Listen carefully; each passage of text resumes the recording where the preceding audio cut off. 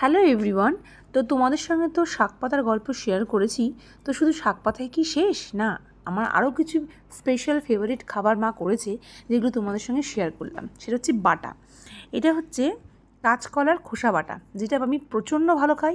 এবং আমার এই ভিডিওটা যারা দেখছে, যদি আমার অফিস কলিগ কেউ থাকে তারা জানে, তারাও কতটা ভালো খেতো আর কি। তো যাই হোক, তারা রীতিমতো এখনও মিস করে এবং আমাকে মেসেঞ্জারে বলেও যে কাকিমাকে এই বাটার রেসিপিটা শেয়ার করতে বলিস। কোনো একদিন যখন আসবো নেক্সট টাইম শেয়ার করব। তো এই বাটাটা তো খেয়ে অমৃত লাগছে।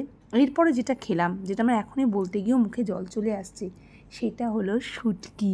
আমরা বাঙাল, আমাদের বলতে কোনো লজ্জা নেই, আমরা শুটকি ভীষণ ভালো খাই।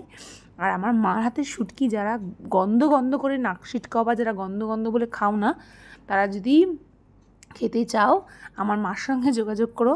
মার হাতের শুটকি খাবে না তো শুটকির প্রতি ভালোবাসা জন্মে যাবে। এত ভালো করে, কোনো বাজে স্মেল নেই, কিচ্ছু নেই।